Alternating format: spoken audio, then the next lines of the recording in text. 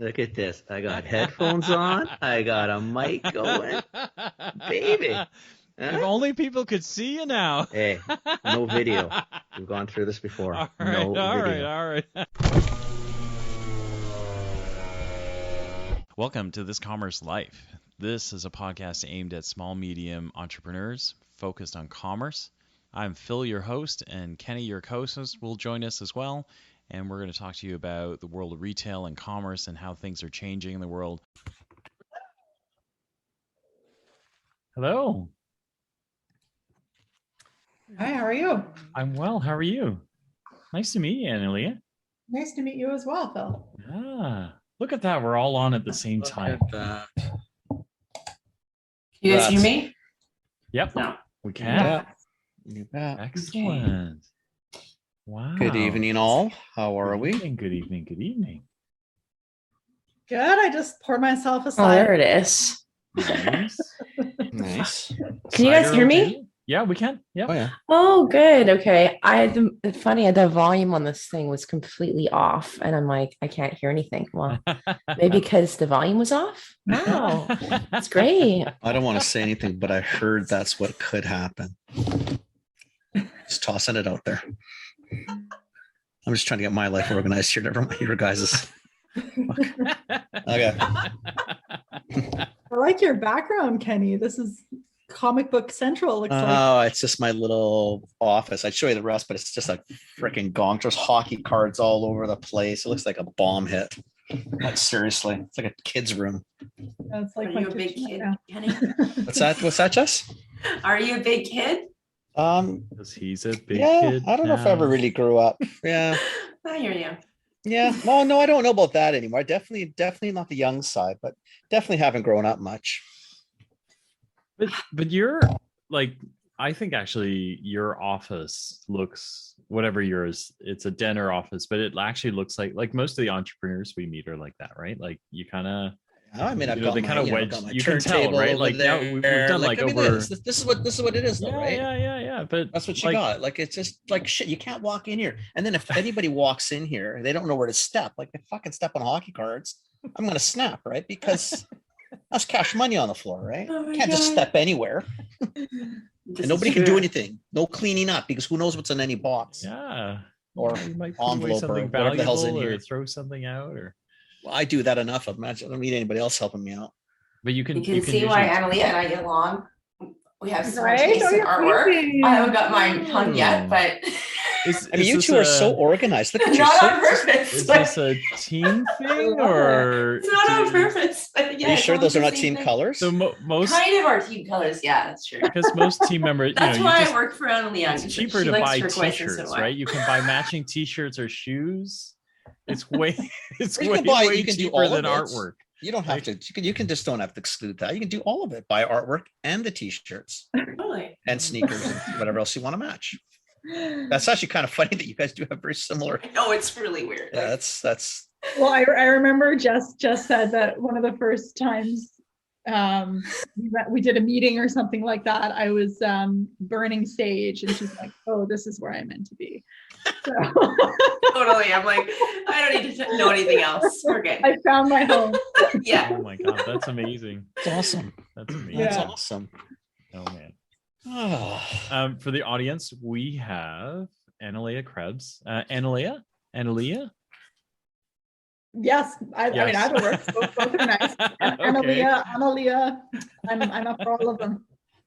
And we have Jessica Malach, and Yes. they're from. I'm gonna just pull up the name because I'm the worst with names. Are we recording They're right from now, or- Social Nature, and we thought it'd be cool. So, you guys have just been doing so many cool things that it just made a ton of sense to bring you back on. I think you're doing. well, one back on for the third or fourth time, and one on finally for the first time. Well, Yeah. persistence pays off, right? Yeah. Gotta keep knocking. You never know. Well, I was listening to some of Jess's podcasts with you all, and I Yeah. enjoyed listening to them. So That's good. I figured I'd Thank be you. part of the conversation the next time. Yeah, it's awesome. It's awesome. So we love. I mean, we're unscripted like that, but I guess we've had Jessica on. Annalea, we'd love to hear a little bit about you and how your kind of like path to social nature, and then we'd love to just jam about what you guys are working on, because some really cool stuff. Right on. Sorry, I have one funny story. Can I just tell you this? Mm-hmm. Because the book that you guys put out, I think that I've never laughed so hard, because we put out the book, and then all the social media came out and everything, right? You guys put out the book, and like, we've got a handful of quotes in there. And the funniest thing was we do some work with Richard Pollock. Polling Labs. Yeah. So Richard sends a note to us going, "Hey guys, this super cool book came out. You should read it." Right. And I remember looking at the email going, like, is he I can't teasing tell if us, or is it like is he Rich, being a maybe jerk? you should read it. Like, was he trying to so? And then I remember, I can't remember, I said something cheeky, right? Like, everybody sounds really smart, but like we've got some quotes in there too. And then he was like, "You're such an ass. Like, if you guys were in a book, why didn't you say something?" Like, tell us, and everybody's mad at us for not saying, like, freshly minted, like just put it out. Like, we didn't even have time, right? Like, but anyway, it was very funny. It was I don't know. Anyway, sorry. So that's my funny story. I love that story. And I mean, all the credit goes to Jess for writing that book. It is 50 pages of her wisdom, and she brought in the right people like you guys to help add color into it. But yeah, that is all Jess. No, it was very cool. Oh no, but I think you get the original credit for hiring smart people. Isn't that kind of I think that's where it should credit. go. Start from the beginning. Yeah, that's where it goes. Yeah. Well, the journey to social nature is a bit of a winding one. It's not a straight line, and been an entrepreneur for just over a decade now, and so I don't quite know anything else anymore, for better or for worse. But the journey really started quite early. So I was in business school and was quite inspired by companies that were taking a different approach to running their businesses, an approach that really focused on a mission of some kind, whether it was a social mission or an environmental mission. They were using business as a force for good. And I was really inspired by that in my early 20s. And so when I went to business school, I wanted to use business for good. And I didn't quite know how yet. I honestly went to business school not thinking I would become an entrepreneur. I just thought I wanted to learn more about business and then marry that with my passion for doing good, and would figure it out along the way. And so through school, I did take on a student-run business and got a taste of what that would be like. And what I loved about it was creating something from nothing, just having the creativity and the freedom to think about all the different aspects of building a business, whether it was the website or the brand or the pricing, the service offering, talking to customers, hiring other team members.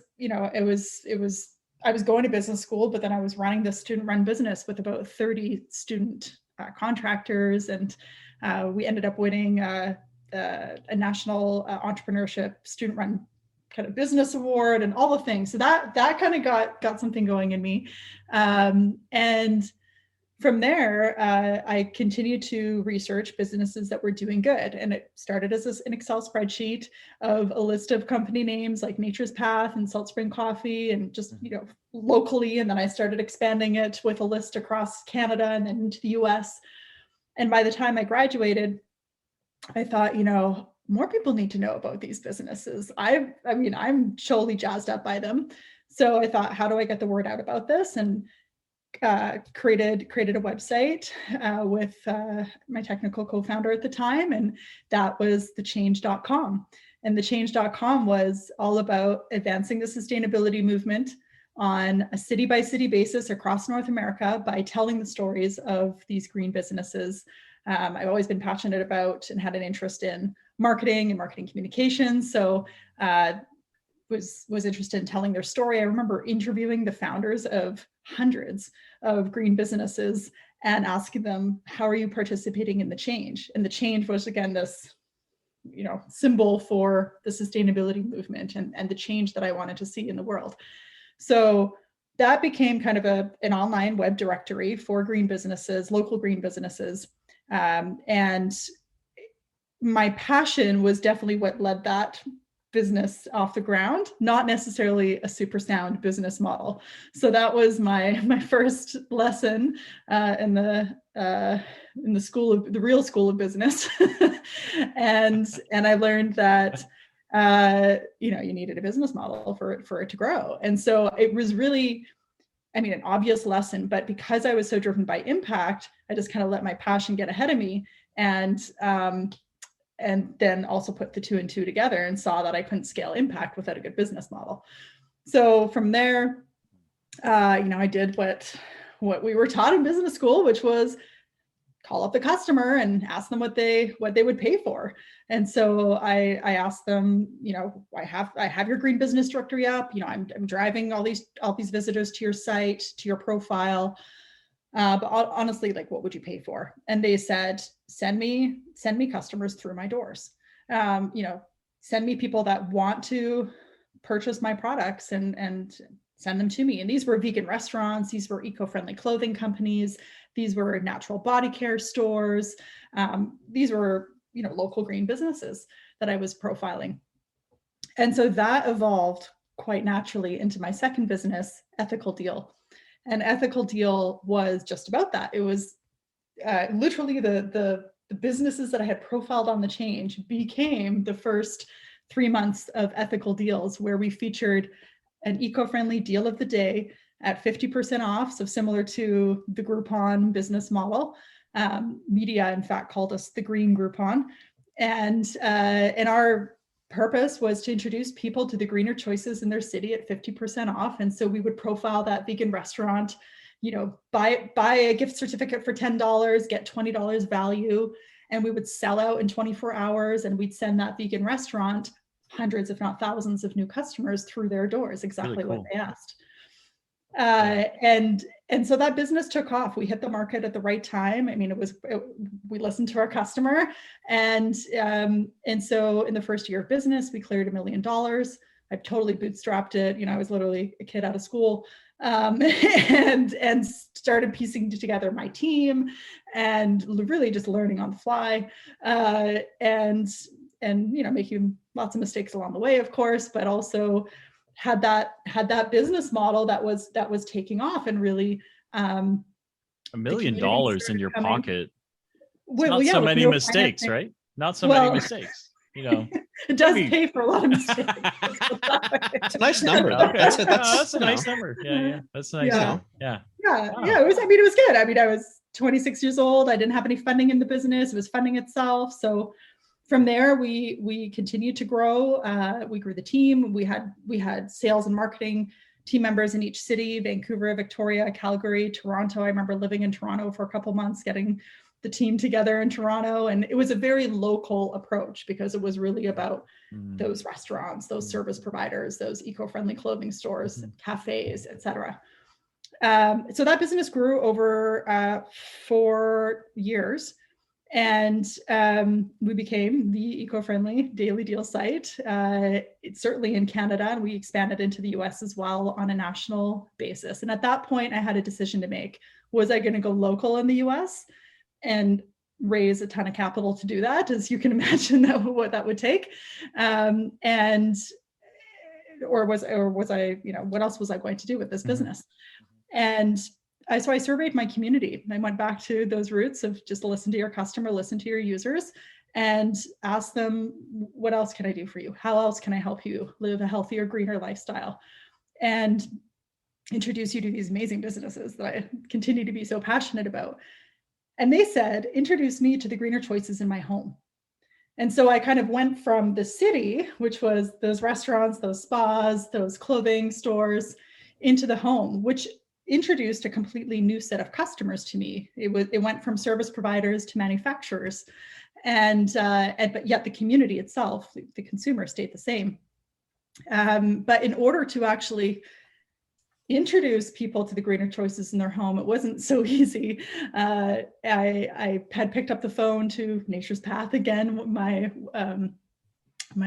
tried and true local brand, and said, hey, can you offer 50% off for 24 hours using the ethical deal model? And they more or less, said no. The retailers would be very challenged by that. And we can't offer those types of deals on an online website, or really anywhere for that matter. And so I was like, oh gosh, okay. I was really almost ready to hang up the phone. And then they said, but we can give it away for free. It just took me a second, because here I was thinking, what? You can give it away for free, but you get 50% off? But then they explained it to me. They said, well, free drives, obviously, consumers into the store, and retailers love free, and free is the name of the game in CPG marketing.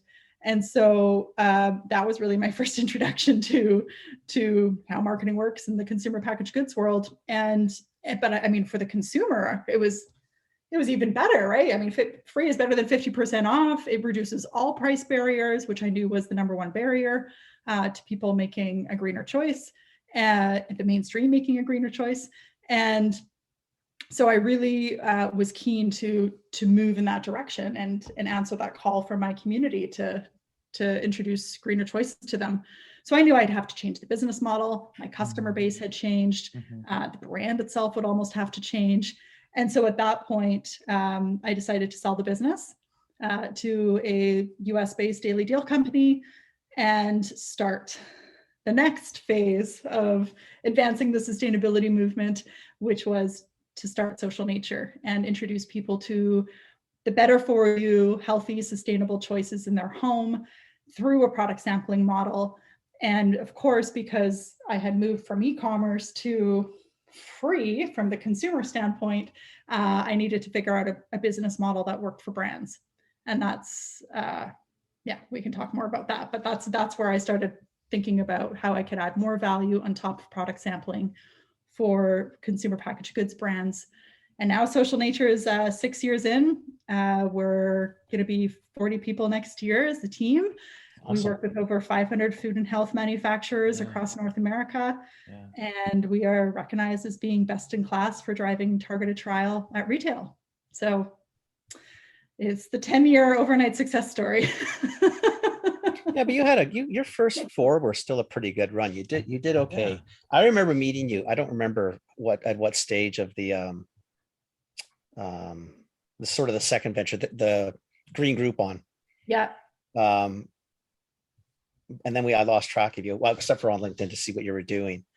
So I didn't know you. So you did sell that sort of. Has that done anything since, or is that pretty much? Yeah, the assets were absorbed by another company. The company's called it. Yeah. And then this new one started 6 years ago. Yeah. As as sort of the giveaway, not a giveaway, but you let people try things. So explain, like, how do they, what did they do and what do they do now? Like, how does this work? Yeah, sure. So for the consumer, which we almost have 1 million community members, and that's insane too. Subscribe to Social Nature across awesome. North America. So 30% in Canada, 70% in the US. That's awesome. So most of them are moms, and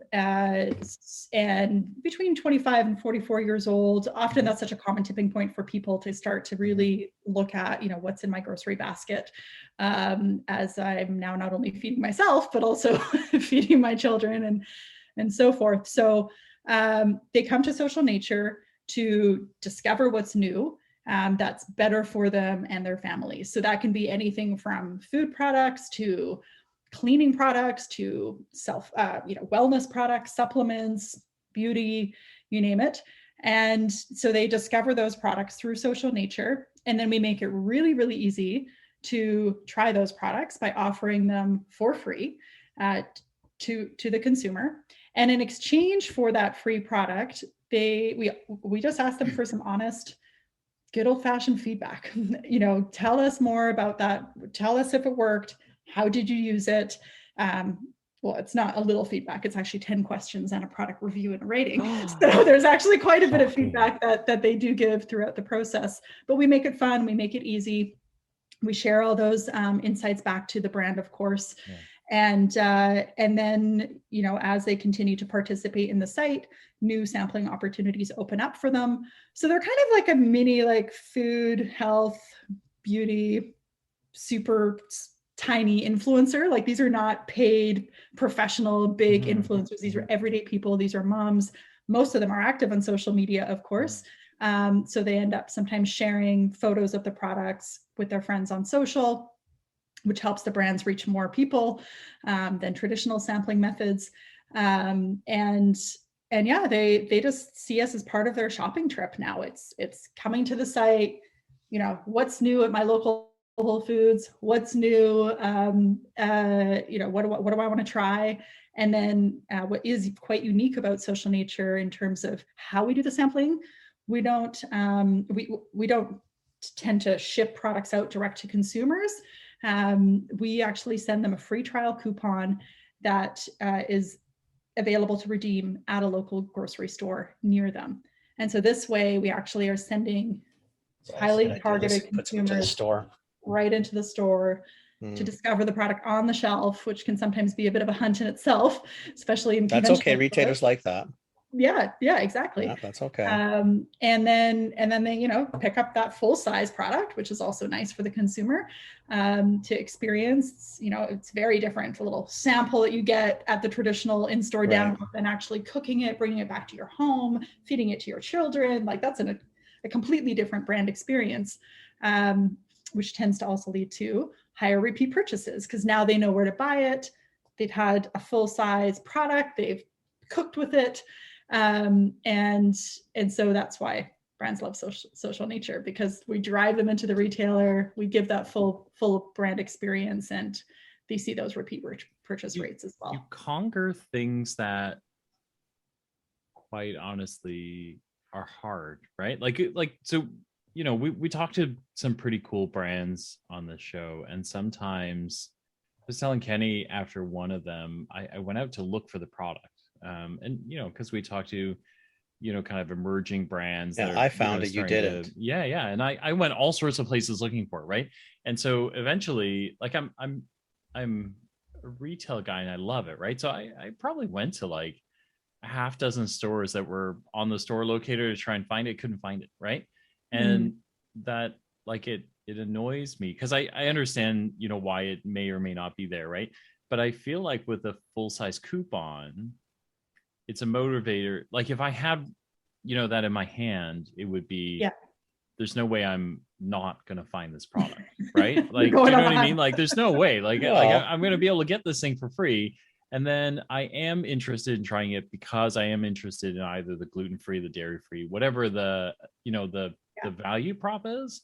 So once I've done that, I know where to get it. Like I am going back, right? Like, and we make it even, we try to even make it easier still by learning where you regularly shop. So we ask you those questions when you sign up to Social Nature. Right. We also know where you live, so we can geo-target and recommend and actually build a personalized store locator for you so that you're not hunting at 6 stores around the city trying to find this product. We've got the distribution list from the client. It's up to date. We create, you just scan the QR code with your phone, and there's your little personalized store locator for you to find, a store near you. So we do try to make it as easy as possible for the consumer. It's really compelling. But they're definitely, they've opted in, they want to try the product, and it's at a grocery store near them. So we do see strong follow through on that front. And then the brand gets the insights. Some of the brands will even ask in-store experience questions, which is turning into some really useful insights. We've helped brands save them tens of thousands, if not hundreds of thousands of dollars just by understanding, if products are not on the shelf in a certain region. Well, Phil's question would have been that, like, where is it? Right. How long did it take you to find it? Maybe. Yeah. It wasn't where I assumed it would be as a consumer. That's right. Right? Or you plan to go. So like in terms of like, so I'll get to the CPG folks. So in terms of the retailers though, so I'm going to get a coupon. Let's say doesn't matter what it is. Like it's a bag of coffee, and you're going to send me to the retailer that I, as the vendor, would say, okay, I'm listed in these locations, and all retailers are happy enough to take the coupon. Is it just like a normal coupon? What, like, how does it work? Yeah, it's a manufacturer's coupon, which is pretty standard to be accepted by most retailers.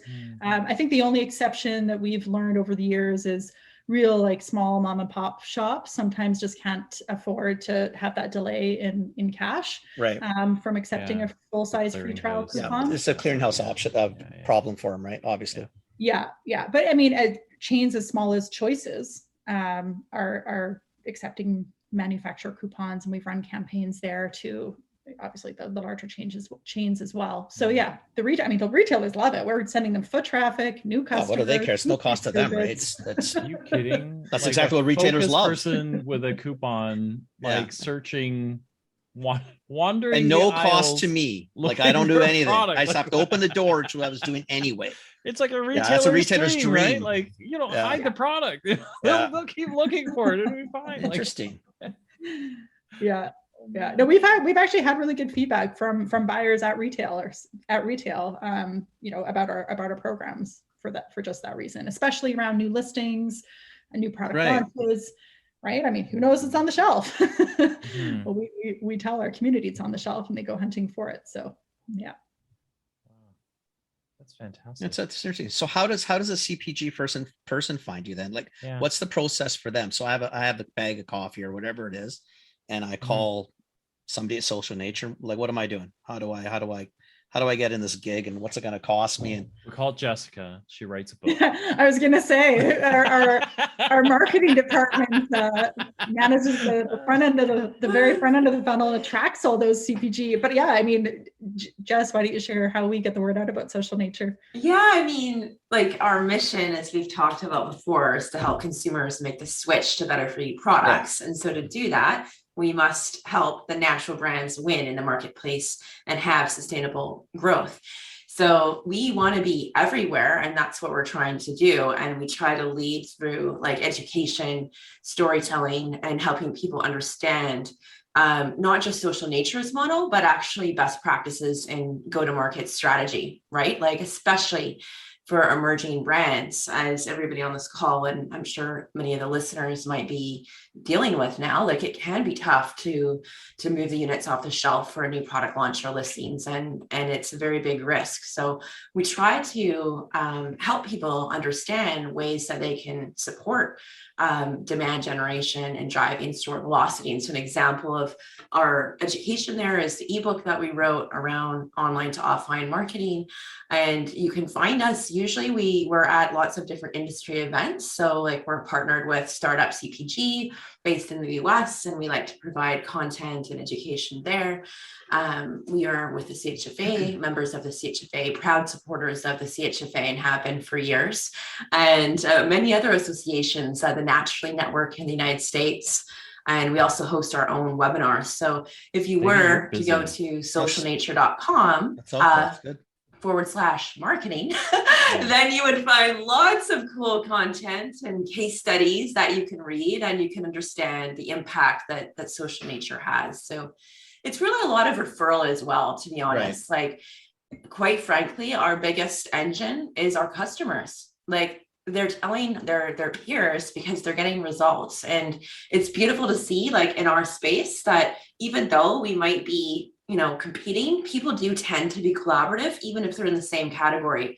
And so it's cool to see how a lot of our customers refer us clients too.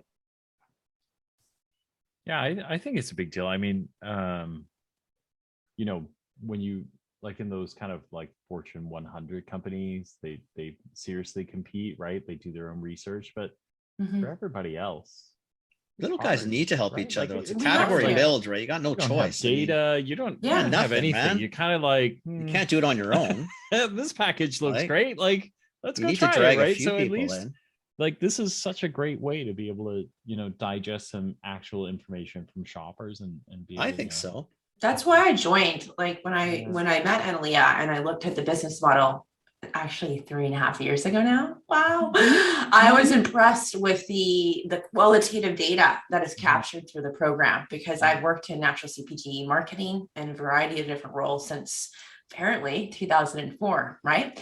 And so one of the things I noticed that is not available in like POS data is the why behind the buy. So like, why are you interested in this product, or why would you not buy it? And getting that type of data at scale is very difficult, number one, from your target audience, and number two, can be very expensive. So what's so attractive to me about the model and why I joined the company was this is really cost efficient. Actually, we're using working dollars to help brands drive impact at retail and sales and get the feedback that they need to understand, how can I grow this product line, or what are the improvements I should make? And you can't get that from POS data. You can see who's number 1, 2, or 3. And our intention is to help you figure out, like, why would you be number 3? Like, what is it in this region that you could improve with these consumers? So it's really cool. Like I just, yeah. No, I think it's amazing that really, you can tap really into you tap into a live database. That's really, because the problem has always been, like in old retail, is you'd be thinking, yeah, okay, whatever. Like, what does it really tell me? Like from on my side, when I was a buyer, I just read a number. You sold 10. Where? Well, I can tell you where. Who? No clue. Why? It's on the shelf. There was a price. I mean, you make a lot of assumptions, but you really don't know. And then your vendors would come in and say, and give you a bunch of stuff, and you'd be thinking, yeah, you could be right. You might not. I have no idea. I've got some anecdotal, but I can't glean a lot out of POS outside of it's either selling and I'm making money, or I'm not. And 100%. All the stuff in the middle, it really doesn't, the transaction and the till tape doesn't give you that deed. So that is kind of cool. So go back to even the gain. So I'm a like, if we had a lot of young companies, startups, cool products. Last week we had the pepper sauce. They got some cool people on. So that's great. So they're sitting there thinking, wow, this sounds really cool. Shit, free product. Okay, what does that actually mean? Like, what's this gonna, like, can I go into a city? Do I have to go national? Can I go to a chain? Like, can I go to a store? Like, how much is this going to cost me? Because I like the idea, but I'd be freaking thinking, oh shit, man. Okay. Like 1,000 units cost the goods $5. I'm in the whole $5,000. What do I get out of this? Like, did anybody care? How about if they all hate it? I don't know, whatever multiple of issues are running through my mind. Questions do I ask, right? Like what exactly? So they get me on the phone, one's selling me a mile a minute, the other's got a great story. What the hell am I going to do? I don't know. I'm going to say yes. And I don't know what the hell I said yes to. Yeah, no, that's fair. So on the targeting front, we really, that is where we shine. Because we work with so many emerging brands and brands that are growing, right? And that kind of 5 to 10 million in annual sales mark, where they're in maybe, anywhere from 1,000 to, a couple of 3,000 stores. We work with a lot of brands in that size. And so they're not national.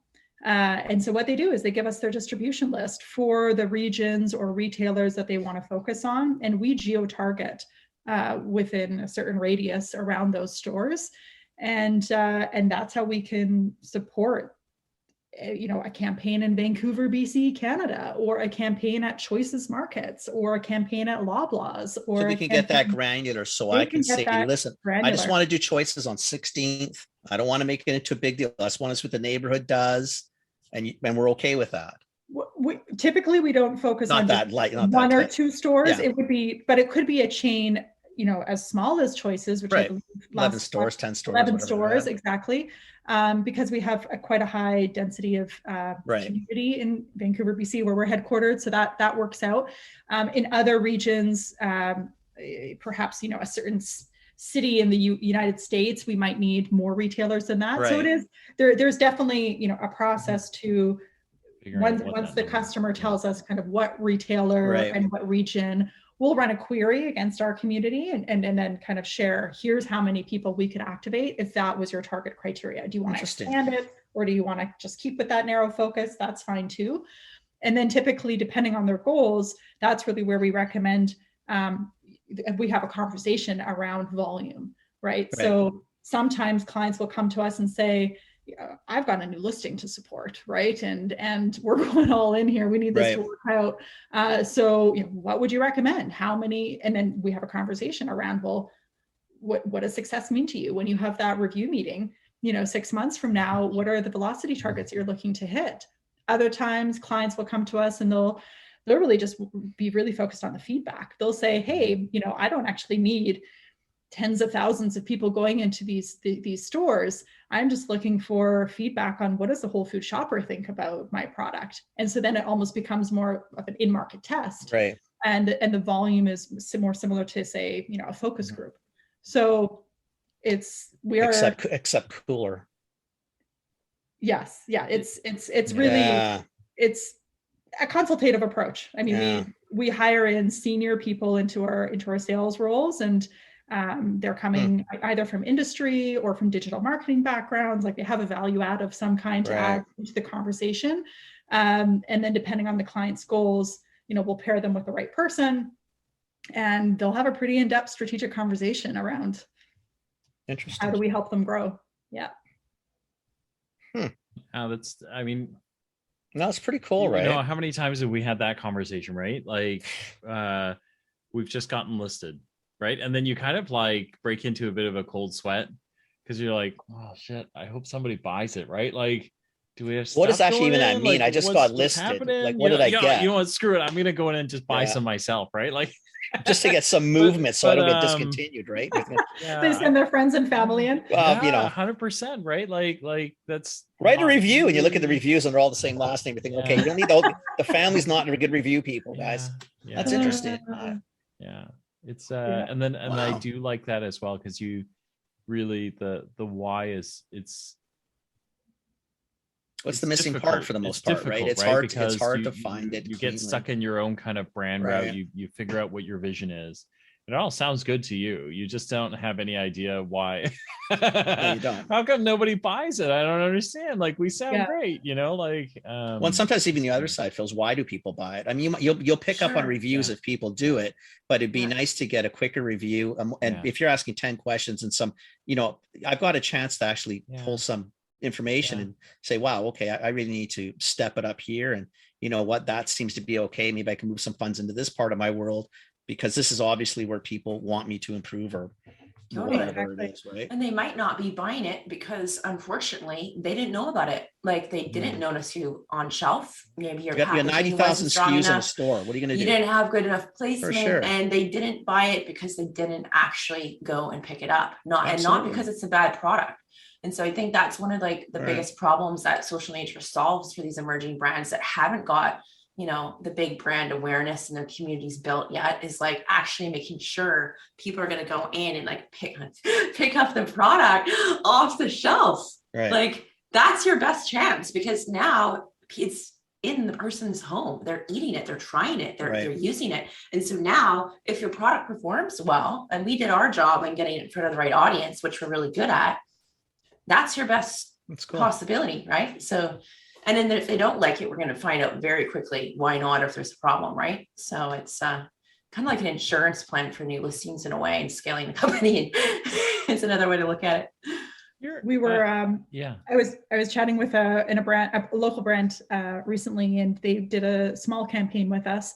And one of the things they learned was, so they're a beverage company, there's only so much room on that package. And so we asked questions like, which product attribute was most interesting to you as a consumer when you saw this product, and, rank and order. And so with that, they actually changed their label on their next packaging. That's interesting. To highlight, which was different than, their own. Again, how do you don't get that feedback off a till tape. You don't get that feedback off a report that you get from your retailer. It doesn't tell me that. I can see velocity. Exactly. Or That's even great. Some people will survey their friends and family, which is a great starting point. But we're giving you data on 500 or 1,000 people, which is much more statistically significant. And we can get those people that are shoppers at the retailers that you are selling at. And they're buying similar products or like products. They'll probably give you an idea of what it's like versus potentially other things. So you've got 300,000 of these folks in Canada spread out across the country, obviously. evenly population wise, proportionate wise. So obviously Vancouver would have more than Kelowna, but proportionately about the same. And would they be in Prince George, and would they be in Lethbridge? Or are they just major center? Like, what is it? It does kind of follow the population patterns. Like Ontario's our biggest, followed by BC, and then Quebec, and then Alberta, and then the rest. Right. But yeah, typically, I mean, urban and suburban. So, and it's very depending on what retailers you're looking to activate. So for example, if you're a client of ours and you want to activate Walmart shoppers, well, Walmarts are typically in more suburban areas. So then we'd be activating more people that live in those regions. Choices, more urban. So it really, we do build our community around the retailers that our clients activate most at.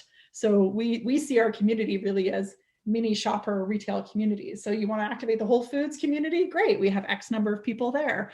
You want to activate Choices? We have X number of people there. So we really think, because our sampling's at retail, so we really think about our whole business from a pretty retail first point of view.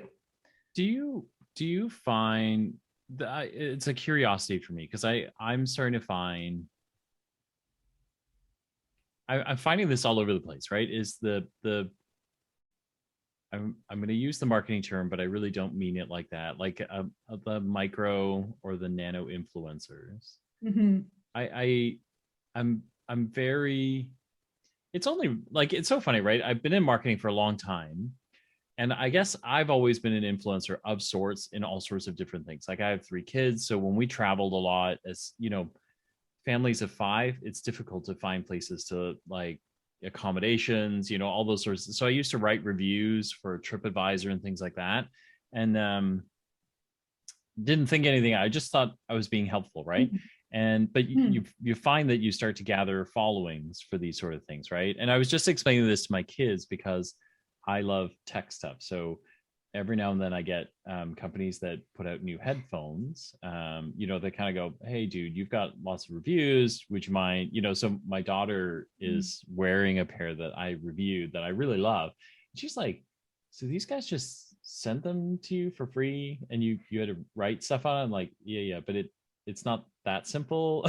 But so I guess like along those lines, I'm curious, like how many of your, like, because you do a lot of nurturing with the community. I kind of follow some of how you nurture these. Like, do you get kind of folks like this, like kind of these quite influential nano influencers, if you will, that are in your community? They're in the mix. They're definitely in the mix.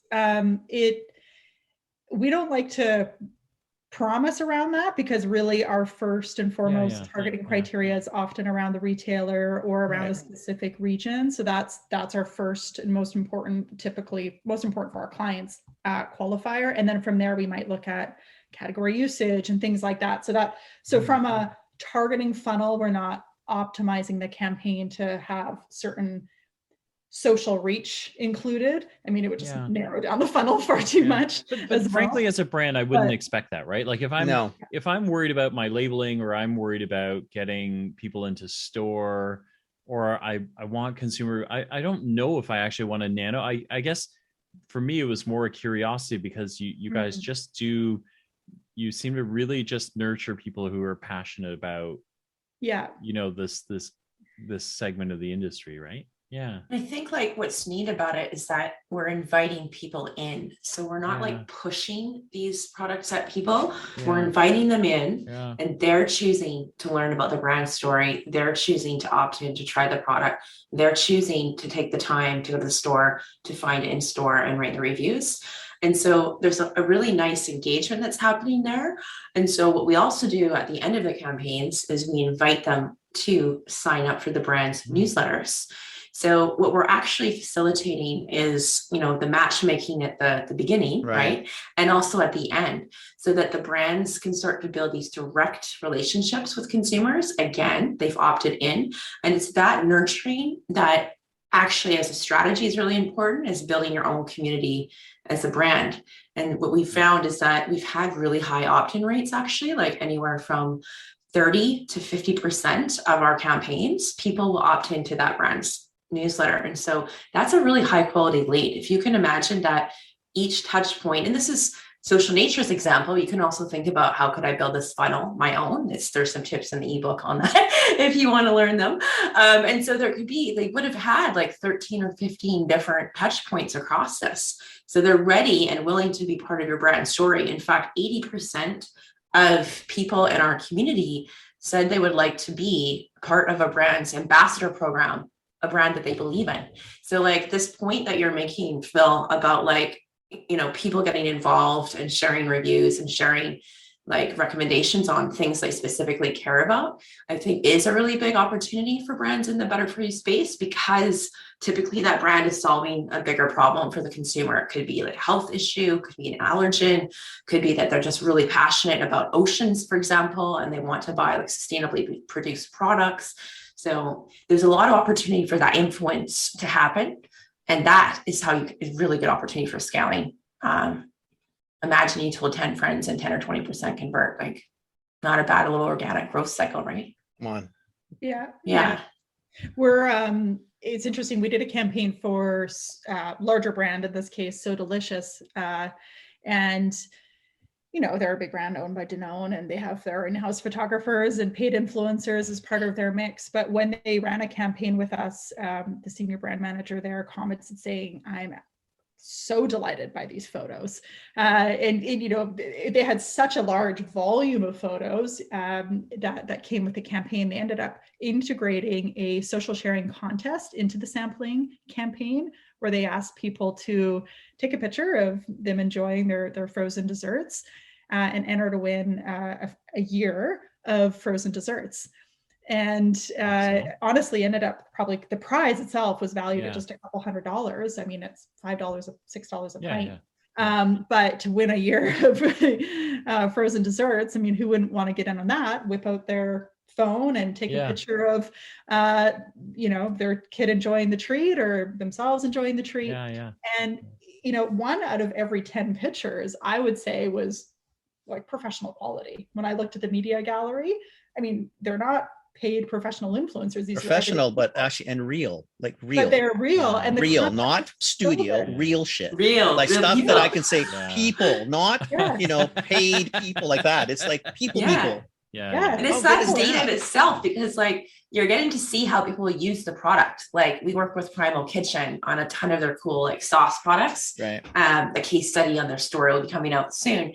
And there's so many different cool photos of like the recipes people are making with the product. And it's like, not only is this social influence, but you're getting to see how people think about the product. Like what types of meals are they making, that kind of thing, right? Which is cool, right? So well, it's cool. It's cool for the next product development. Exactly. I got a feel for where I could be going, right? Yeah.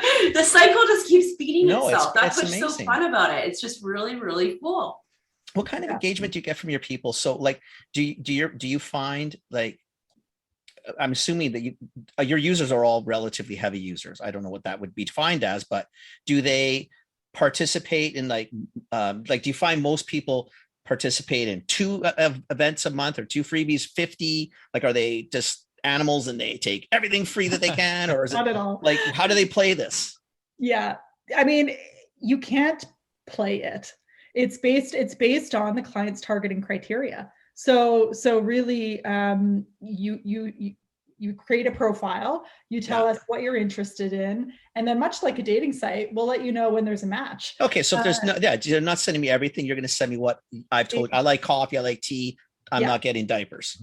Exactly. Yeah, exactly. And so sometimes it can depend on the region that you live in. So certain regions, or even depending on the retailers you shop at, right? Certain clients, you know, I mean, Whole Foods is one of our most popular in our space. No surprise there. Yeah. And so if you regularly shop at Whole Foods, live near Whole Foods, you're likely going to be invited to more sampling campaigns than some other regions or retailers. So because the targeting criteria is more or less dictated by our clients, that does play a part in the matchmaking process. And so some people will get more than others from that perspective.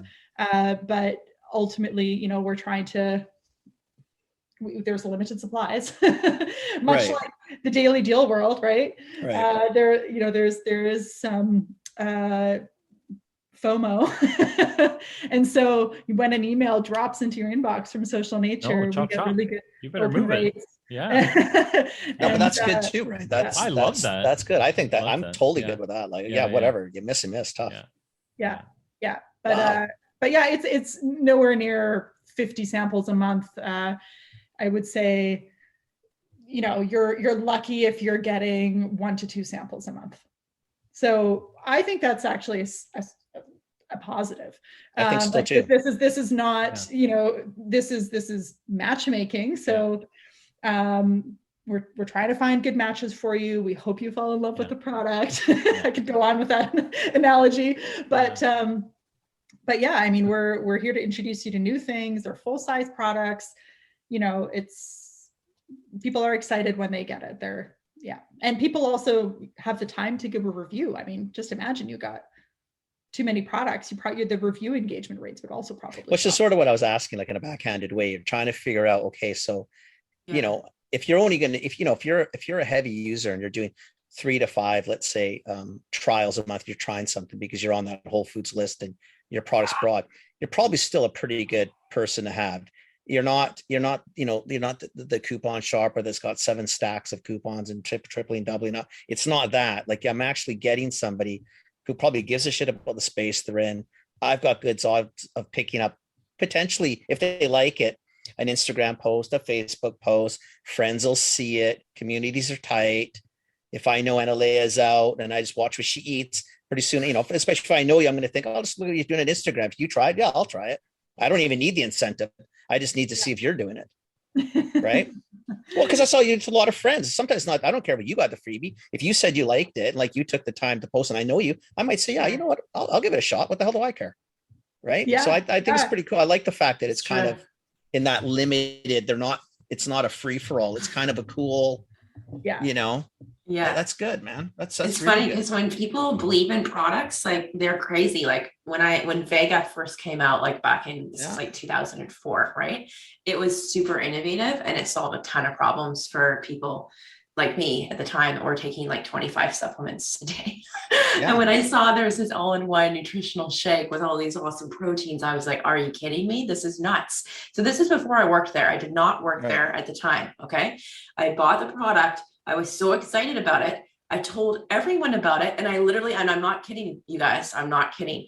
In stores, when I would see somebody in front of the protein set, I would walk up to them and say, hey, have you tried Vega? I really think you should try this product because here's why. And they'd be like, oh, I haven't heard of that. What is it? And I would tell them, I'm sorry, I don't work for the company, but I just need to let you know this is a groundbreaking product. You have to try it. And I would actually do that in the aisles. Really. I would to strangers because it was such a good product. I find that shocking. Really. Seriously. Just knowing you, I find that amazing. But really, it's someone like you. Yeah. Well, okay. Hey. You go easy. It's exactly what I would when do. People so believe in just stuff, calm they down a minute. Oh, you would do that too. Another shocker. Yeah. Wow. Crazy shit happening tonight on the podcast. Crazy shit happened on the podcast. I do the same. I butt into people's conversation. We're doing that the other day. There was someone wanted to buy winter tires at Canadian Tire, and he goes, "Well, I don't think I need them." So where are you going? I'm driving here. So you need winter tires. You don't use that M&S shit, man. You go buy winter tires. Listen, you don't put your family on the road like that. We're just talking about like products on like it's a all nice the same. snack Product or something. You're like, you got no tires, man. Do you have the right transmission? Like, let's go check I'd your be brakes. you don't take that way shit, man. You tried this stuff. That's This is what why I'm you got to doing. do it. Absolutely. Well, what the hell? That's what you're there for. If you like it, tell people. Yeah, it worked. I mean, they sold for $500 million, right? I mean, exactly. The product was also driving, recommendations in addition to the engine that they built. Yeah. I think that's why this is pretty cool. Like, the fact is, I'm always a million people. Like, shit. That's just getting started. That's nice. That's a nice start. It's a good number. That's a good number, man. It's a good number. Yeah. That's a really good number. Wow. Where do you go from here? Like what's next? Exactly. Like what you're happens now? clearly doing some just killer stuff for brands, right? But like, where do you will you is kind of food and like, don't industry secret anything, like, so you keep you don't have to answer it. You can answer it. We're just curious. Like, I'm just curious now too. Where do you go from here? Well, I mean, so we are pretty focused on food and beverage, but there's there's multiple categories we are just getting started in. I mean, Jess and I were just talking the other day about aromatherapy. And Nice. I mean, 79% of our community are pet owners, more pet owners Huge than category. And kids. Gosh. yeah. Well, more pet today parents for than sure. parents. Yeah, Yeah, absolutely. that makes And it's a sense. Yeah. crazy category. Like so No. I've had lots of like pet clients, right? Like brands, and it just year over year, right? Like it just, you Kids know, are and the expensive. sophistication Pets level, are right? Like nice. so People like used it. to be like just a basic, Yeah, like pets Jesus. used to be, you know, like they have a purpose, they're outside, you know, they're guard dogs or whatever. Now part of the family, you know, like Totally, we've yeah. moved from like basic staples to you dress them, you know, some We're of the talking clothing is bereavement days nicer for than pets pretty kids. soon. And You know, code, we're right? I mean, hey, listen, we're starting to talk about behavioral products already, right? Like, exactly. you know, how do you enrich a dog's life? And I'm like, you know, we Yeah, we that's have a this cool argument one. in the house, right? We have a dog and she sleeps on the main floor. She sleeps wherever she likes, right? Like she's got, you know, 2 sofas, blankets, you know, everything. And our only rule is that she doesn't sleep on the main floor or on the upstairs floor with us. And the children are beside themselves. They're like, she's lonely. I'm like, It's she a has stupid a rule, great Phil. life. Like she has like 1,000 toys. She's got sofas. Part of like the house. She should all sleep this stuff. anywhere she Yeah, wants. you know, she just can't sleep on the main floor. And they're like my daughter's distraught, right? She's like, I'm with your that's kids. not right. And I'm like, what? you know, so Yeah. no, Yeah, pet very, is very much part of the family now. So that's a No. whole new Yeah, it's a category. Pets We would- huge. Cleaning huge, aids, like yeah. cleaning supplies that are Yeah. clean are huge Yeah, because nobody we wants the wanna do more toxins work in the there. house. Yeah. You know, I mean- COVID actually heightened that one too. So, you know, wow. Yeah. That's true. Yeah. I mean, if Wow. we can get, you know, over the next couple of years, if we can add tens of thousands of SKUs onto our platform, that's where we're thinking of going. And then Right. that would really also transform the experience into an even better discovery experience, Right. right? It's like I look So- tired already. You Right. said tens of thousands of products, and she was Yeah. like, That's a "Well, lot of products. I need a nap." Like I said, we're just getting started. Yeah. There's, I mean, it's interesting. I mean, 11 years into entrepreneurship, 6 years into social nature, but you know, Did you ever think it'd be like this though? Like, did you ever really sit down and think I'm going to have 1 million people, you know, participating in my little world and my space with all these cool brands? Like, did you ever really?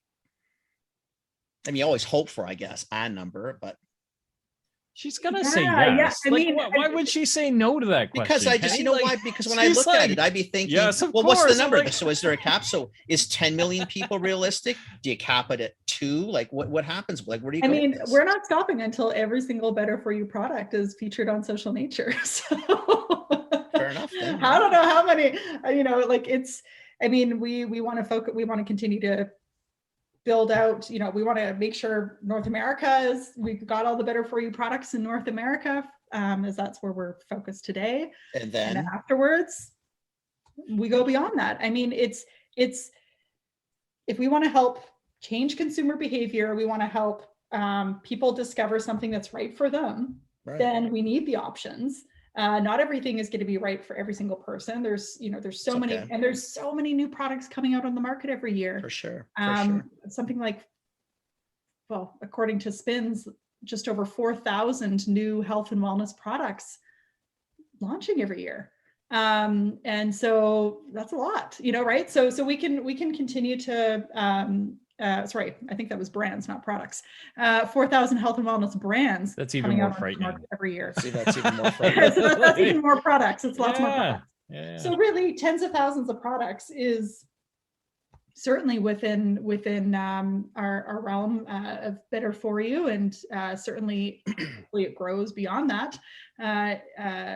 But we want people to have the choice, and ultimately let them make the choice.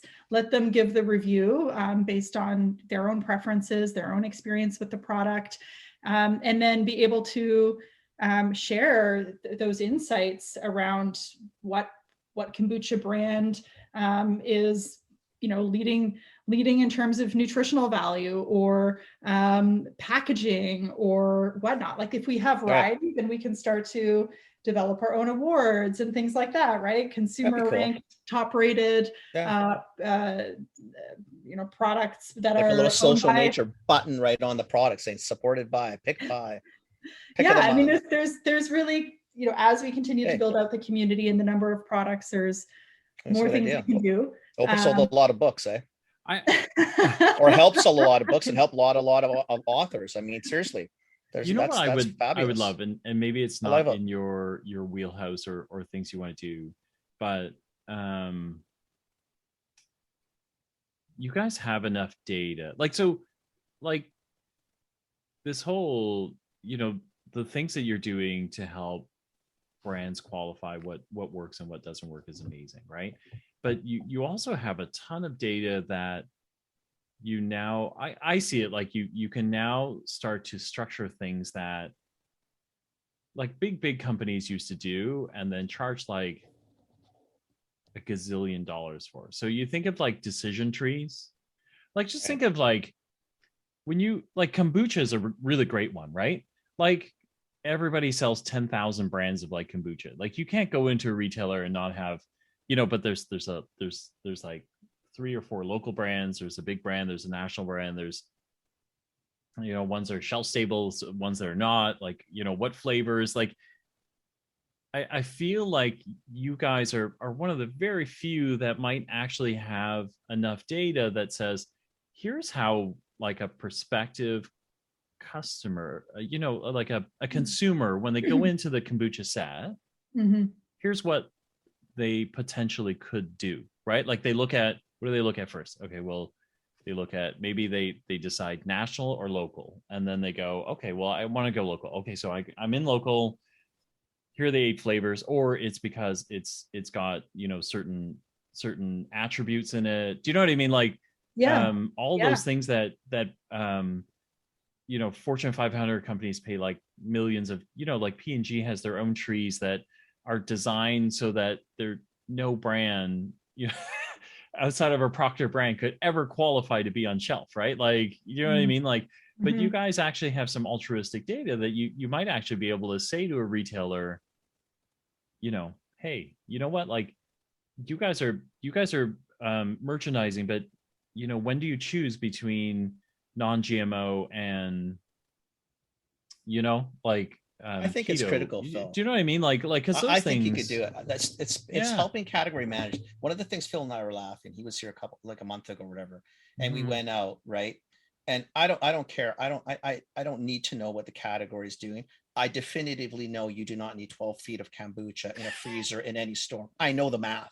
I know what it costs to run a freezer. I know the cost of the freezer. I know the electrical pull. I know SKUs. I know categories. You can't make an argument for me, and I don't even need to see the data. What I would love as a buyer is tell me why and how I can get away with a 4 foot. I don't need 12 feet of this shit. I need 4. What 4 and how do they buy it? Tell me what they do, because this is Phil and I laugh. We go, especially in the natural channel. God bless them. I love this channel. But my God, I don't know what a decision tree for a buyer is outside of I saw somebody they pitched something. Anything. I list everything. Doesn't matter. We just list off 17,000 SKUs in one category. I think, okay, I don't know how anybody shops that way, but I would have loved at one time. And in 12, 15, 20 years ago, retailers don't pay for anything. Right. So you come to retail with all those ideas and they look at you and say, yeah, but I'm not paying you. Who's paying me?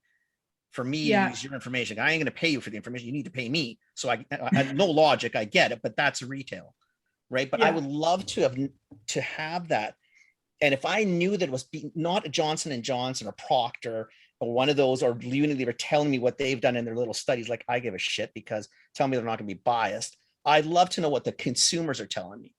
I buy kombucha, like Phil said this way. I look organic first, then it's flavored, then it's non-GMO, then it's whether it's glass or not. And maybe then I look at whether it's refrigerated or not. And all the things that we think are important aren't the important part. I would love to have known that as a buyer. If someone could have given me that insight. Well, like Kenny and I were part of a discussion where we talked about like simply what's more important, non-GMO or organic.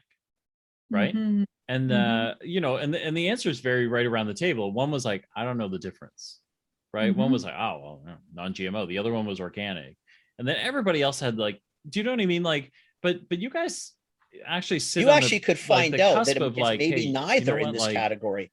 It's not they don't that, it's actually the give a flavor shit. that mattered. It didn't matter if it was that. You know, right? like I don't like know. there's some things in there. Like, And so how I don't cool know would if that you have want to. been? I just, you know, for me, Because I we're more think that's retailers, really right? We cool, come right? from Like, that world and we bought. Yeah. No, I love that. I love And it's that a different perspective. mentality. I Yeah. would do have you know what I mean? loved Like, help in I could go to category Nielsen management. and pay And what are you going to get from that?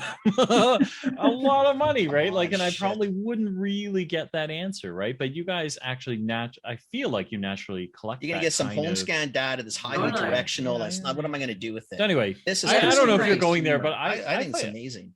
We Again, also can get like a feel for like incrementality, which I've heard like from you, like buyers like you. What? Like I've heard that like you don't want to just stock another product that's just going to Yeah. switch market share, Yeah. and Well, I then your haven't done actual anything, sales aren't going Jess. to grow. I didn't do anything. What did I Right? I Like- do?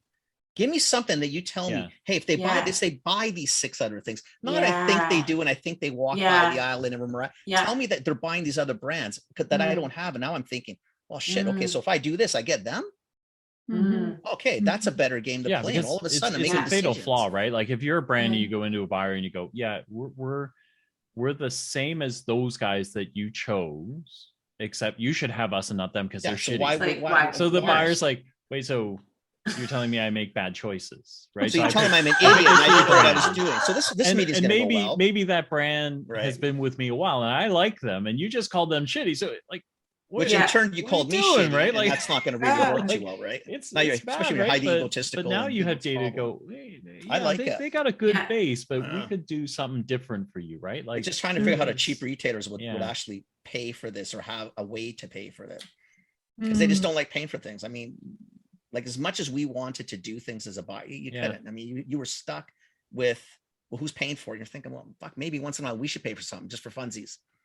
Just for the ones that may actually benefit from this information. Maybe we should buck but a up. $5 to $10 million brand, if I could go, like, imagine if I was 5 to 10 million and you're the buyer and I came in and I had data that said, listen, like we did this because we needed awareness, we needed to drive people Oh, to I the take store, it. people are buying it, but somewhere in that data we paid for a little bit more and we figured out that they're actually coming for non-GMO, right? So we have both things, or we have keto, we have all the labels on it, but in fact the first thing they do is they choose this, right? And now all of a sudden your picture becomes 100% clear, right? Because you're like, I don't know, I threw all this shit on the shelf because I got every product with every No, I label think it's because awesome. I don't know, right? But Yeah. now like a brand shows up and goes, listen, we, as part of the study, we figured it out, like everyone comes in for the non-GMO.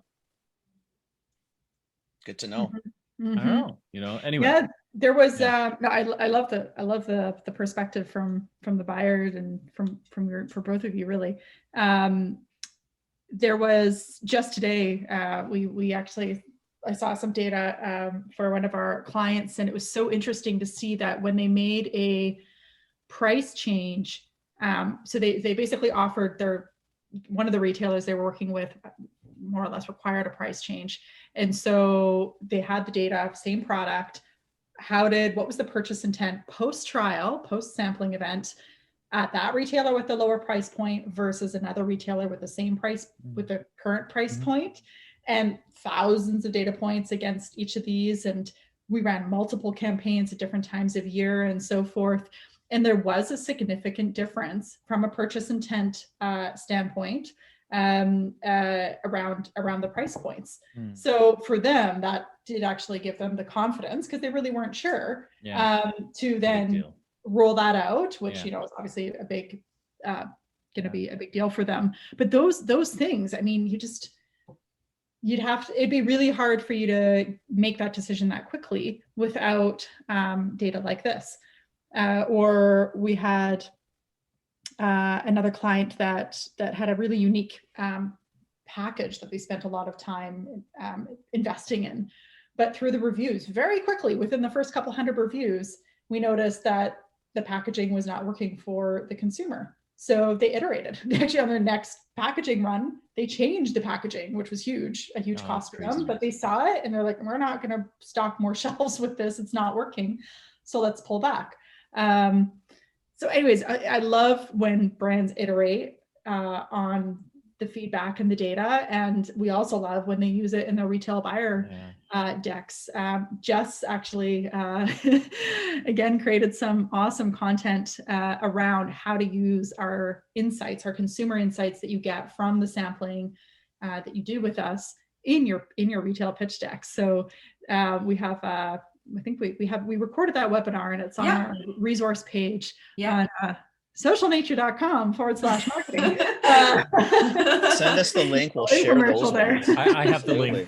Absolutely. I've been on it. It's I will include it in the podcast episode because they're You know what, Phil? Because it's Jessica, cool stuff. do you because even actually 5 years sleep? ago- Like, there's a lot of content here. Like, Yeah. there's a lot of like really cool crap. what I on like here. about what you guys do is your content's actually useful. You got to remember, Thank like, you. if I've been out of that gig for 5 years, and even up to 5 years ago, to find credible information that wasn't biased from literally 5 of the top countries on this planet, like, again, like, okay, really unbiased shit, right? To get actual consumer insight from actual consumers, not home scan and other things. That we just didn't have that. Yeah. I mean, we made, how we did, Annalea, how you figured out price, you put it out on the shelf, tried a few things, you lost a bunch of money, and sooner or later you figured out the price. You watch the POS line. Not necessarily the best way to do business, but that's what you had, right? Yeah. And you made a lot of decisions, like I'm still amazed 5 years after I leave that the propensity to buy 12 feet of refrigeration for one category is still mind bending to me. I don't understand the logic. You've got data now. And if you can tap into things like you guys are showing, you could crank on a 4 foot what a guy's doing in 2 12s, right? Like you could crank because you'd be putting the right stuff in because this is how he or she buys this category. Like this is what they do. I think it's amazing. I think I wish we had this stuff when we were buying. We are. What do you think of where do kind of would distributors find value in the data, or do you think it's mostly It's possible. retail buyers? It's possible. I think it's like everything. Distributors are a little tougher because again, they probably want to go back to the brand and say, listen, guys, unless my margins are 45, 50, I'm not going to do this. Like you guys want to squeeze me. Well, then you need to get the data. But it's getting that little guy to understand that $5,000 or whatever it's going to cost them might be the best spent money that they'll ever do, because I'm doing some arguments now, trying to do some arguments for buyers to show them, listen, you carry 4 of the same fucking SKU. It's a 1 SKU category. If you moved it all to here, your penny profit would jump X, your ring would jump X, and you'd impact, everything would change in your world. You don't need to do what you're doing. But to get that through someone's head, sometimes it just doesn't work. Right. But who's going to pay for that? Distributors is probably the tough. You really need the brand to come up. Retailers, forget it, man. Don't bother. Retailers don't pay for nothing. Like seriously, they might have even gotten worse since I've left. I don't even know. Like a distributor could, Phil. If they it's were really built into like the margins. if you had a I think the only way it works in my brain is if they own a category. So if you've got a distributor that's kind of got a category, like a category captain sort of idea, possibly. Yeah, or not many if you distributors just, at that point, though, right? No. I think it's more like if you just got a lot of brands, like there are some distributors, like in cough cold, for example, right? That kind of have a lot of products in that. So you might want that, like in that situation, they might be right, because they would want to be able to kind of get into that category and be able to shape it more than just getting. I could think of a few who might, because their margin structure works. To Phil's point, like I know others who carry 4,000 or 5,000 SKUs and would be the right choice, but their margin structure is not going to allow for it, because they've built their model around moving boxes as opposed to selling. And that's fine. That's a distribution model that works, and I have no issue with that. And there's others that are saying, yes, we move boxes, but we actually don't mind going out and trying to educate a consumer and or a retailer or whoever it is. Getting harder and fewer farther between, because as usual, what's the thing that most retailers compress is price. And those distributors unfortunately become less relevant because you know, I've who noticed wants to also market. that distributors are starting to have like their own scorecards as well, especially with emerging brands and like setting up their Have own to. like incubator programs to like Sure. try to actually coach the brands to understand like For the sure. working capital they need to Mhm. scale and like vetting. So it might be interesting, like from a vetting perspective, is like the data could be part of a scorecard. So the distributor is like working with brands who like can get it, a little bit of product market fit, and it helps hedge the risk on spending time there, because it's not a total risk, I guess, but it's also not that much fun if you have some stuff in your warehouse and it doesn't ship. I mean, that's an opportunity cost for you. I'd rather list brands that I think are going to sell too, right? Well, So 100%.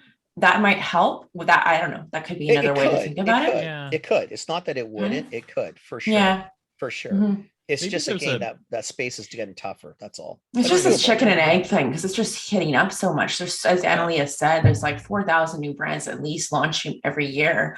And it does sound like, you know, there is limited shelf space. There is like a bit of constraints, and maybe things are going to change in terms of the future of Mhm. retail marketing. But having a way to kind of support and validate early for everyone involved, investors, the founders, the Yeah. innovators, the whole ecosystem, totally. like it's Totally. kind of like, you know, Yeah, It on could that, be- on it that could be a note, we- let the partnership. consumers vote too, right? Go Yeah, ahead. it could be a partnership. Sorry, like Yeah, just with partnership, the yeah. distributor Totally. that has an incubator program, right? Like, Yeah. you know, when they run their scorecards, like, you know, we used to look at packaging and go, "Oh, you're not going out like that, are you?" Yeah. Right? But some of these guys actually have like thought out scorecards now, right? They kind of go, no, you fail here on branding, you fail on color, you know, you fail on, like, there's a handful of things. So there might be, like with some of the bigger distributors that have lots of brands, like in the incubator program, maybe there's a partnership, Yeah. you know, that you can like, hey, you know what, if you send them this way, we can actually give them qual and quantitative, you know, on their packaging. And then, yeah, I know don't a know, handful you know, that whatever just the, it. That's just handful it. I probably mean, could do it. yeah. Yeah. I think in that to Jess's earlier point, that's where we're actually getting a lot of business coming to us through referral, because it's, you know, the distributor might not want to pay for it, the retailer might not want to pay for it, but they still want the insights. So we have, I mean, we have a lot of brokers and merchandising companies, for example, right now, sending us business because it makes sense. Their job is to get the products on the shelf. Yeah. Our job is to get the products into people's baskets and to, you know, on and off shelves. Here we go. We're the complete solution. And then we also give them data to help get that new product on the next shelf that they're trying to get they're trying to expand the distribution for those brands. So that's where we're seeing a lot of synergies, natural synergies happen. And, you know, we at Social Nature, we like to go where the flow is, you know, where the flow is. We're not, if there's a lot of resistance, then that's okay. There's enough opportunity over here. Let's go here. So I think Phil's idea is a good idea, Annalea, though. I think you could partner. Like I know a lot of distributors, and I quite frankly, 80% of them I would tell you don't bother. They're box pushers, and nothing wrong with that. That's the model. It works. And then there's others that, because they've built their business structurally differently, yeah, you could probably do it because everybody would win. Your vendor would win, you guys would win, they would win, and ultimately, obviously, the retailer and the consumer would win. I mean, there would really be no carnage. Like, people would actually win. I'm open to it. If any distributors are listening, please contact Social Nature. Or do it this way: if you have brands that are coming to you and haven't picked the distributor yet or unsure, then come back to the two of us. We can do it offline, obviously. Yeah. Because there are people that, I mean, I do it all the time. So does Phil. I did it when I was buying. I would look at people and say, listen, you can't do this, man. How far are you? Well, we haven't got everything. I said, stop. You're going to bankrupt yourself. You're going to lose your house. This is stupid. You need to do this, this, and this, because this is pointless, right? Yeah. Or go talk to Annalea, or go talk to Jess, and they'll walk you through this, this, and this, and then go talk to Phil and he'll do this, this, and this. Totally.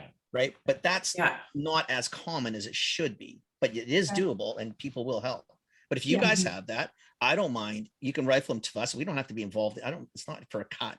It'd be like, hey, this is who you go talk to. Then we'll tell you, say, listen, we sent them there, follow up with them, because now you're closing the loop and you might actually be able to do some cool things.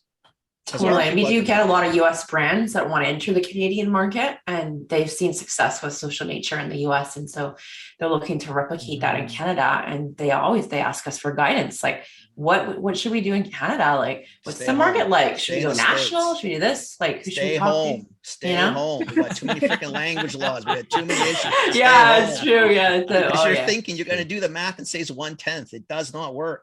Yeah. it's not- So as long as you change that mentality, come up. You got to be very careful in how you do it, because, seriously, they forget. We got 2 cities. We got 2 areas. We got the GTA, Sure. we got the Lower Mainland. Then you got shit in between. There's not much going on. Right? I mean, It's a smaller market for sure. it's a different market, but it's You just good. look at It's the a great different- yeah. market. We Totally. love our products. We're very loyal to products. We stick by brands. Like, we're probably even better than them that way. We just not a lot of us. It's fun because I've actually met international brands in the past that want to validate their products with a Canadian audience, because our Canadians tend to be like a little bit more stringent in their criteria. Absolutely. There is good education out there in the space, right? Like the CHV is doing a great job. And like, if good it's good people enough there for now a too. Canadian, then we know it's Absolutely. going to work. It'll work here. in most Like, places. Yeah. Saying That's it works kinda in the interesting. States is going to work anywhere else is not the Yeah. benchmark. It's probably the other way. If it works here, it could probably work most Yeah. places. Exactly. Totally. Mhm. Interesting. We're It You guys is are doing fun cool playing- stuff. Playing Good on job. both sides of the market, actually, because the other way around, right? We work with Canadian brands that then want to launch into the Yeah. US. Right. They don't have to change providers. They can, so Yeah. it is, yeah. Very cool, guys. You guys are doing some neat things, like really, Yeah. really cool things. Thank you for coming on. Really This cool has things. been amazing. Yeah. Thank Wow. you. Yeah. Thank it's fun. you. Thank you Yeah. for inviting us. Yeah. Yeah. Now you got us both thinking. We're gonna put all your links in the podcast show notes. So we'll make sure. Hopefully, we drive you a bunch of people who actually read the case studies, because they're quite good. Case studies are so everything. easy to read, and Yeah. they're worth it. I mean, they're not hard reads. Just read the damn things. They're really Yeah, good. yeah. Seriously, not because you're on, because I mean, I've read them. I mean, if No, I they're was really behind great. that bind They desk really are. again, I'd still Yeah. be reading them. I think they're well Yeah. done. Yeah. I think they're Thanks, Kenny. informative. I think you guys do good work. I really do. Means a lot. Thank You you. guys do good stuff. Thank you you. so much. Thanks Yeah. for coming Thank on. That was you. awesome, guys. Thank you. Appreciate it. This Really. was really fun too. I have to Yeah. say, the space that you create with us it's so fun. So thank you for the great work that you're both doing I and appreciate it. Thank you. bringing people together. No. Yeah, no. you're Takes the welcome. guest, And baby. It's really fun. It's really fun. But Yeah. Love it. you guys have a standing invitation. So as you see trends change, as If you want, see just tell things something going cool. You see on, something if cool, you- let us if know. you want, if there's something cool, just hit us up and we'll do it. Like we love what you're doing, and Yeah. we want you back whenever you want to come back. It's amazing. That's so great. Thank you. That Good for you that means guys. a lot. And we always have new things to talk about, so I'm sure we'll be back. We love talking I'll retail. put so that we in love there. it. We love it. We love it. We love it. Yeah, I'm all over it. It's all good. Awesome. Thanks so much. All Thanks, right. everybody. You guys Take have a great care. night. Good Good night. night. Okay. We'll Night. chat soon. Phil, Bye. stick on. Kenny, stay Thanks on. again. Yeah. You bet. Bye. Bye, guys. Bye. How cool. Oh, they're so cool. You know what it is? I liked sort of toward the end where you were going with it, because all the way through it, I'm thinking, shit, I wish as a buyer, I wish I was any buyer in retail, because I know what it's like. It's very tough to get. It's tough to do the right thing sometimes, because you're restricted Yeah. on how you would get the information. You're always trying to find someone to pay for it. Yeah. And you think, okay, like serious, this is something we should buy, right? It's not going to be massively expensive, but the data would be so good. Like, this is like real consumer data. And Like, I this don't is and real I don't stuff. need all the other, like, I don't need the problem with all the other studies, right? Is I don't need all the bullshit that comes with Oh, it. come on. Like, And all the there's probably, filtering they like, do and the redactions and there's whatever. probably, but like in truth, there's probably like 2 nuggets out of a Exactly. like 50-page study that I really want. Exactly. Like I feel like with these guys, it is that simple. It's like I just need 2 things. Like, if you could just answer for me whether they're coming for the non-GMO or they're coming for the natural, that would help. So give me the order right? that they're Like, coming in for, like, and what's the yeah, relative all importance? of those things, right? Like, it's Because you could just- probably find that yeah. out, because they'll ask, Yeah. how important is this? Not Yeah. very. Well, Yeah. 50 not varies out of 50 people. I hate to tell you guys, it's a Yeah. not very. Yeah. It is what it is. Yeah. You may not want to, that's not the hill to die on. Yeah. Right. Yeah. But again, by the time that when you were J&J and all, by the time you guys got that to us, we're very skeptical and cynical people as buyers. And you'd be looking and thinking, yeah, okay, well, what else are you going to say?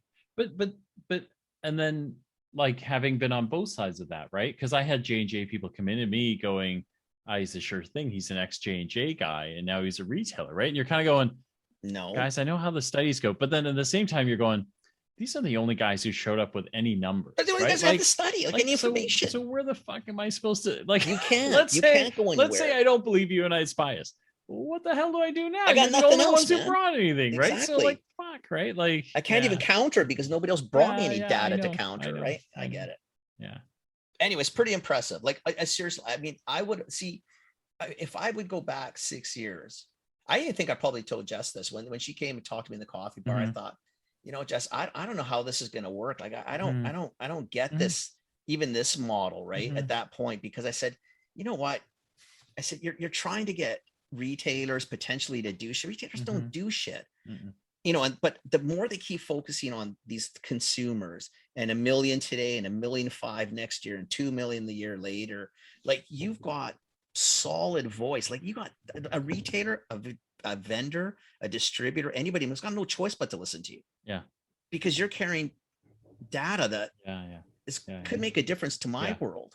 Yeah, it could make a difference. I think it's amazing. I think good for them. Yeah. I mean, I think it's awesome. Yeah. I wish we had this stuff when we were if buying. you're still listening to us, like we're an hour 90 minutes 26 in, later. Geez, we gotta go. We thank you so much for staying. You can tell we're pretty excited about this one, so thank you. We actually we picked up pace because at an hour, we started pulling on that thread, and it just because you had to get to the point. You had to understand it, like, and thinking. Then you're thinking. Okay, how does this? And there was just so much more to talk about at that point, right? It was like, no, I like that. Right? So, I think it's really cool. Yeah. I hope they crush it. Well, they are crushing it. I hope they crush it more. Yeah. You think it's cool, huh? It's Between very them and guys like Bram and what they're doing. Oh my god! And then you got field agent, like you all these things intertwined, like holy the shit, tools man. you have available to Holy you shit as balls. oh my god, certainly, man. Yeah. All we had, man, was vendors, big vendors, and Nielsen. That was it. Now look what you got. Yeah, it's incredible. It's really awesome. Cool. All right, dude. Yeah, man. Have a good chat night. with you. I guess early AM. Yeah, something like that. You can kill the recording. Bye, folks.